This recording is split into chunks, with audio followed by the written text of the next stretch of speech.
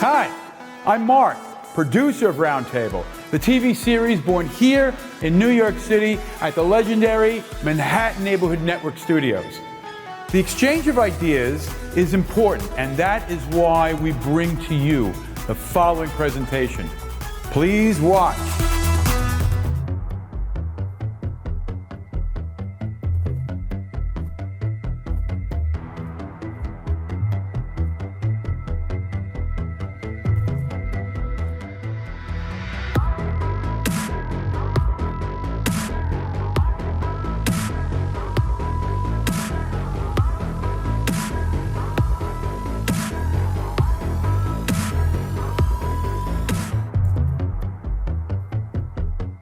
Hello and welcome to Single Shot Show at Manhattan Neighborhood Network. Tonight we're going to be talking about inner workings of photography.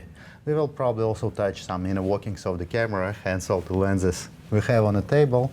And to discuss it, we invited Michael Colavito, a brilliant photographer and brilliant thinker from photography field. Hello, Michael. Hi. Nice to see you here Good again. to see you. Thank you. So, inner workings of photography and art world in general, it's always seems so simple from the outside. Basically, just do your best in art, make the right connections, have your art hanging in a gallery, then in a museum, and you're all done. But we all know it's way more complicated than that.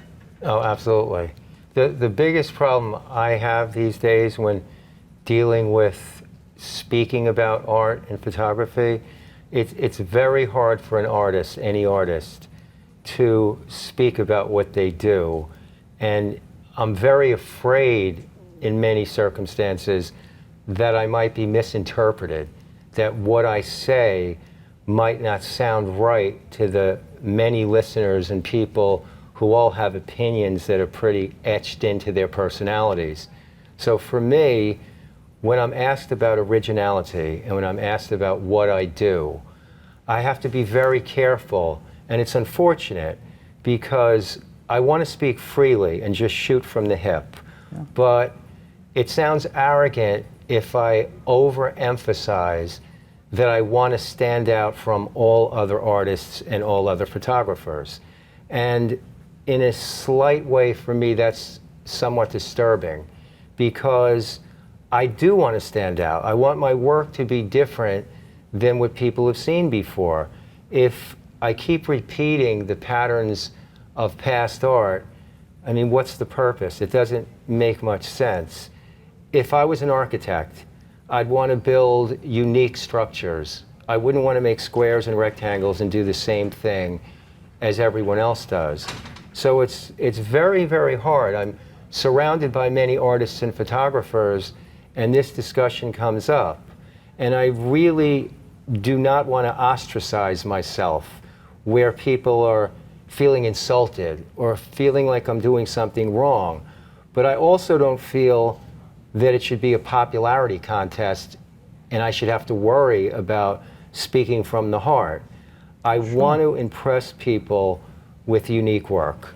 Well, in my opinion, healthy ambition is what required in any pursuit you take in art including, and indeed, I totally know what you're talking about, and it's in a way, extremely weird situation. On one hand, artist is expected to be humble and sometimes unreasonably humble.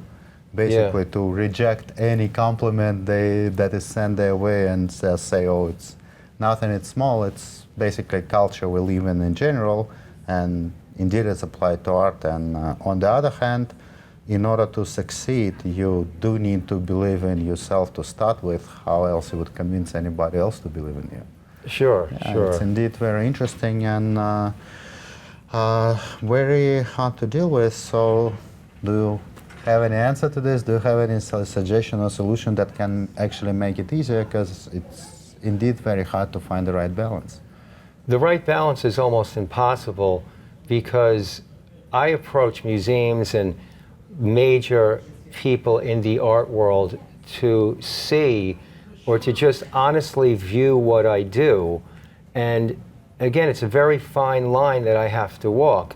If I speak in any way where it sounds negative, you know, I am criticized. And I'm not a negative person. I'm a super positive, happy person. But for instance, even with museums, I travel the world.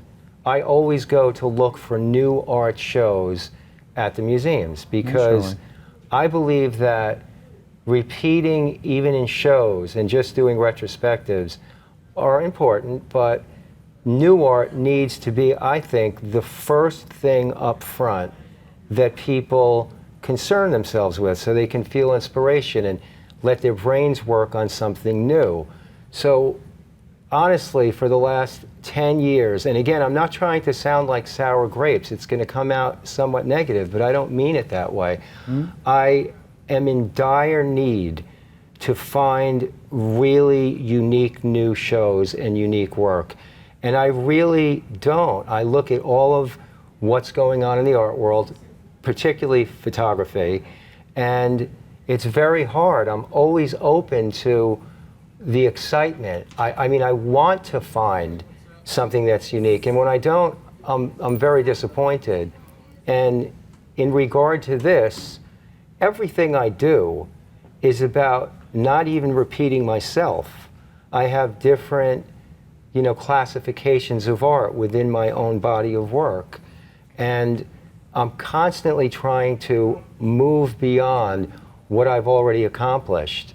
And my body of work is truly unique, so it's really hard and depressing every time I write to a museum to put out there up front that, look at what I'm doing. Not only is it about 21 fundamental principles of pure photography, which is very important, but the first vision, the first visual is what matters. And that's what I try to constantly do, just be refreshing in the work that I produce. Well, I would imagine that big part of this situation is actually a reflection of economical situation in the world. The economies in most of the countries are pretty unstable, and as a result, in every business, and we all know that besides everything else, art is business.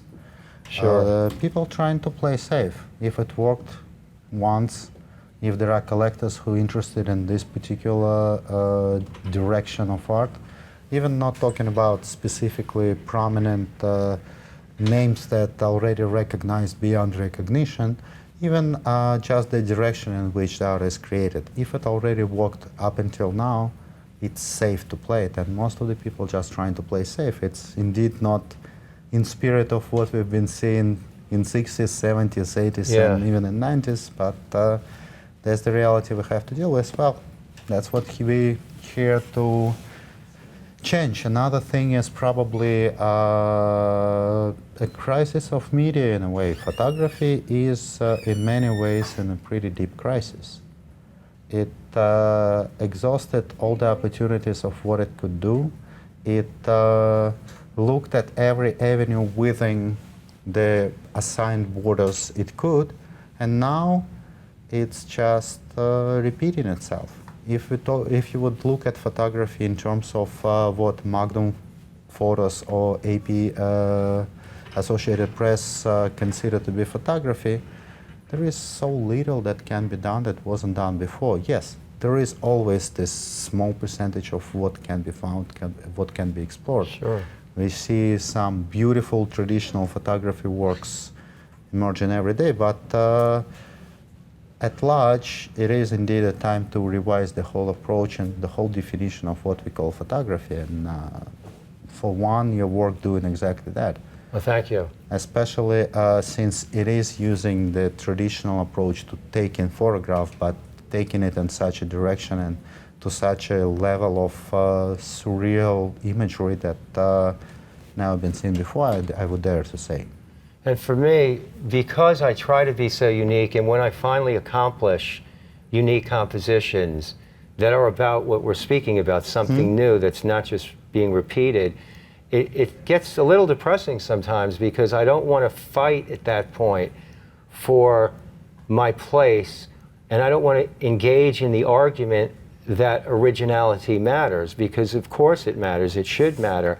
And your summary was identical to what the advertising industry is about, where they're afraid to step too far and they play it safe because one commercial works, so they stay within those boundaries, you know, and within that realm. And the same, you know, to switch gears or digress a little, has happened to music in a certain way. Oh, absolutely, where music yes. isn't, you know, not that I'm an old timer, but it seemed 20, 30 years ago there were so many avenues of brand new music, whereas now it's very, you know, compressed into one sort of sound.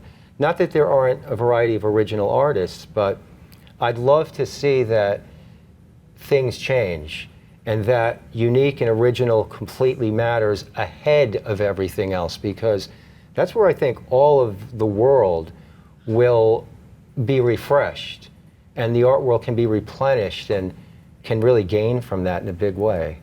I do believe you're right, and from the perspective of history of art, usually this kind of crisis, this kind of losing the ability to just arithmetically progress, usually is indicator that something new is in the making and something new is about to come. When, for example, painting came to this point, photography emerged as a new form of art, and the painting itself went into the direction of Impressionism, Expressionism, and all what we call modern art. I guess we will get back to this after the break. Right. I am about to set up an 8x10 view camera. We start by putting the rear frame on the camera rail. This 8x10 frame holds 8x10 film that is the maximum sharpness and wealth of detail possible in photography. We then put on the front stander. The front stander houses the lens, but before we put on the lens, we put on a bellows. The bellows prevents light from getting inside the camera and ruining the film. Okay, the camera's set up now, so we're ready for a lens. We put on a large format 8x10 lens that throws a giant circle to cover the 8x10 film. We cock the shutter, we fire the lens. Light just travels through the lens, exposing the film to light, giving us our recorded image. When we're ready to do a final actual picture, we compose our image, and we have to get the correct focus. We do that by moving the standards in and out until we see perfect focus. We do that with a ground glass focusing loop. Once we have achieved focus, we take an 8x10 film holder that's been previously loaded with 8x10 sheet film in the dark. We put the holder in the back of the camera. We remove the sleeve. We're ready for the final picture now. So again, we cock the shutter. We fire the shutter. The film has now been exposed to the image, and it's ready to be processed. So we take the film holder to a film processing lab, and in the dark only, we take out the sheet of film, we put it in the proper developer and chemistry, and we have a chrome, an 8x10 positive image that we can see in a light box. We can take that image and digitally scan it, so we're ready with a digital file to do a fine art photographic print. The other great advantage and essential tools for me from a view camera to use as a fine artist is perspective control, controlling the shape and size of objects. I can do that by angling the film itself, or I can use horizontal back and forth, left and right, or vertical up and down displacements to control perspective. For instance, if I'm shooting architecturally and I want the top of the building, but I don't want to angle the camera because the resulting image will show a lean of the building, I can simply raise the lens to get the top of the building. So these controls are critical for me. Also, the 8x10 ground glass allows me to compose through a pin registration of a sort and know where my elements are when I do my final images. I sometimes expose film and record up to 100 exposures on one sheet of film. So that is also essential for me. In today's digital world, you can use these view cameras also and replace the film back with a digital back. So people that want a digital file directly can use a view camera to achieve this as well. All right, we're back, and we was talking about crisis of the media, which probably will result in creating of something new. And speaking of the lenses, part of this crisis is that the approach to equipment and approach to taking photographs is also changing, and part of the reason why it's changing, the new mobile devices photography is actually becoming a thing. And on the other hand, a lot of people are getting so focused on the equipment that they're forgetting that it's just a tool, but pretty amazing tool. So let's look a little bit at what we got here. As I understand, all those lenses are actually the ones that you're using for taking the pictures, right? Yes, these are an assortment of large format varying pieces of glass that I use. And what's really interesting, speaking about digital capture, is that they are making tremendous advancements every day in the technology, particularly for sensors. I mean, it started with CCD sensors, and then it went to XR and EXR, super CCDs. Then it went to the CMOS, and then the X-Trans CMOS. And now they have other ways to go. Foveon sensors. They have Fuji was actually rearranging the pixel patterns to reduce moire and color fringing and to lose noise. And there are so many companies now that are using the multi-shot technology that will really give giant files, whether it's on a medium format digital camera, whether it's mirrorless, or whether it's a digital SLR. Some of these are getting files now up to 200 and even 300 or 400 megabytes with pixels that are between, you know, like just super high resolution. All of the above starts with the lens. And as you know, being a real avid professional using this glass digitally, you get a different look every time you use a different piece of glass. Naturally, yes. So for me, these big 8x10 lenses have characteristics that are completely unique, that are so sharp and so special in the way they handle color rendition and everything from A to Z photographically. And the aspect of the digital file, the size, I mean, we've said in other programs that I can get 600, 700, 1,000, 2,000 megabyte scans from the 8x10 original film chrome.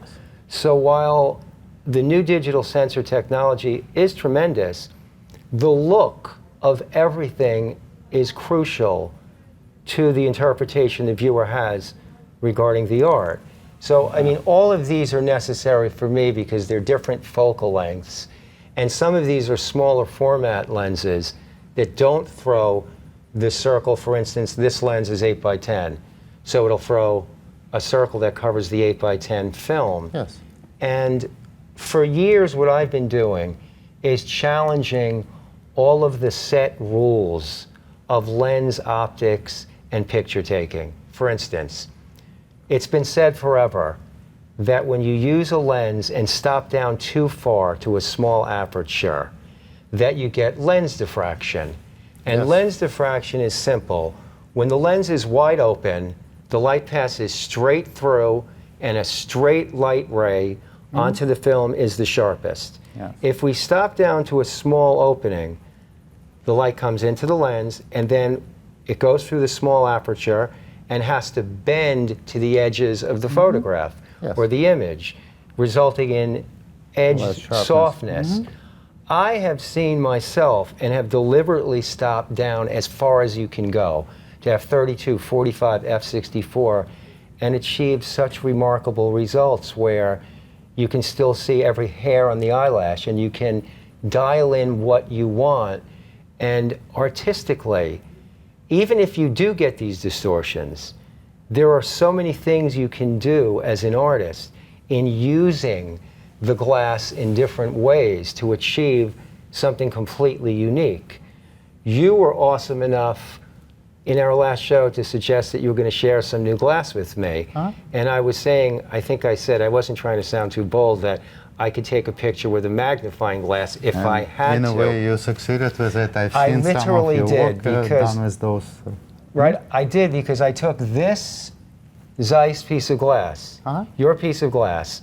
This is really a rear element to a large format lens. And lenses, for anybody listening that wants to hear a little bit of technical, gibberish about glass, lenses usually have many convex and concave element groupings inside. Yes. So there can be many, many more, for instance, in a zoom lens. A zoom lens covers a wide focal range from maybe 70 to 210 or whatever it may be. So there are many more pieces of glass inside.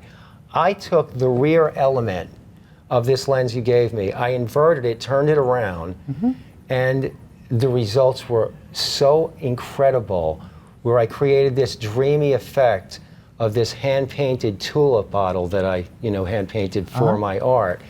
And I photographed with a super sharp Rodenstock an image, and then I did the dreamy effect, and they're completely different worlds.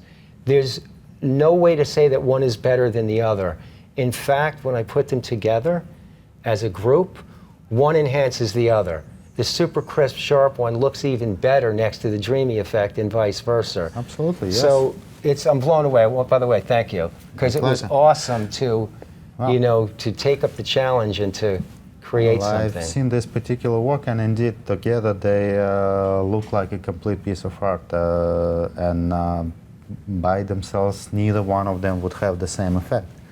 And that's part of what a lot of people don't recognize. Photography considered to be one of the modern medias, because it appeared much later than sculpture or painting.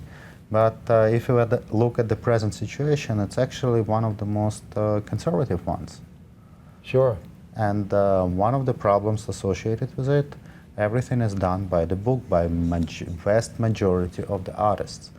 Even when the artists think they're doing something original, often they actually just going into somebody's steps. They just don't know that they do. Or overlapping, yes. And the reason why they do it, if they're trying to find out how they do it, or when they're listening to a professor who is teaching them, they provide it with a specific set of ideas that they usually don't challenge. And one of them, indeed, the sharper the picture is, the better. And the only question I have about it, why? Yeah, absolutely. We have a lot of, again, going into the paintings, we have a lot of paintings that was created in time of, say, Raffaello. And in photographic terms, they would be very sharp details, focus on the objects that are main subject. And at the same time, we have works of Impressionists, which, according to photographic approach, would be completely unsharp. And in photographic world, probably one of the images that people would just discard. So the question is, why do we need it to be specifically sharp? Why do we need actually the composition to be right? That's one thing that very few people actually challenging. Yes, the composition that goes according to several standard approaches to the composition is great. It creates the sense of clarity, the sense of reality of the image, and many other things. But what if we break in this rule as well? Sure. What if we deliberately making a crappy composition, but this crappy composition will actually be providing us with some thoughtful result? Will be so far away from what people usually expect that it will actually induce thinking in them. An awesome viewpoint, yes, no question. And I thinking agree is completely. one thing we're really missing in art now. Yes. All right, we'll be back to this after the break.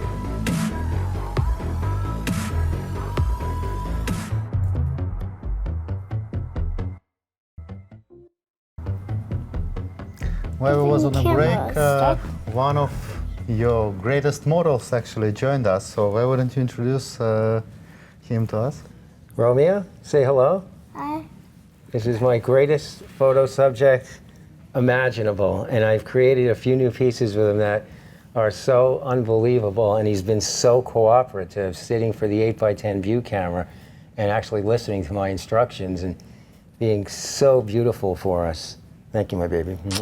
Well, and I've definitely seen some of the recent masterpieces that was done with Romeo, and as I understand, some of them was actually also with long exposures in terms of the photographing of lights in a long exposure, right? Oh yes, that idea just came recently where he actually was part of the entire process because he had to sit for the portrait, and then I took him with me with the A10 view camera to the FDR drive where he had to stand right next to me and hold on to me because I don't want him drifting anywhere.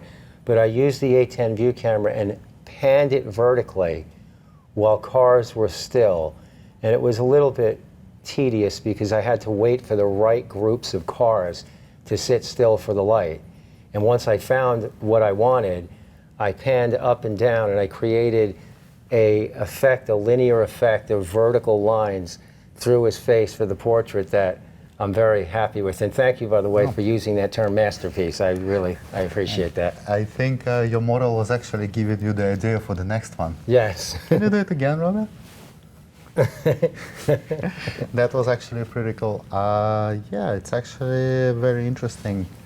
Talking about the ideas, it's always interesting where artists is coming up with ideas. I mean, we live in this whole universe where the ideas are floating somewhere. What makes an artist to catch one specific image he or she wants to capture?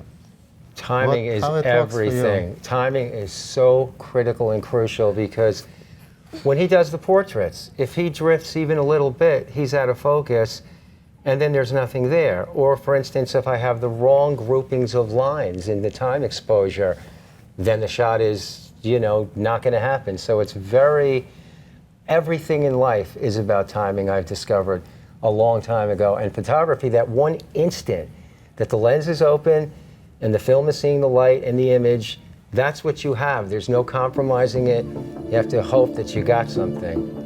Oh, that's in the end of the day is exactly what every photographer have to do. Not to compromise and hope that something will come out of it. Yes. Especially when it comes to film, because not like digital photography artists, you actually have to wait before you would see. Was it a masterpiece, or you'll have to come back like once I know you had to. Exactly, yes. All right, that was very nice. Thank you very much, Michael. I'm sure we will continue this conversation. Thank you for having me again. Thank you very much. Romeo, it was nice seeing you.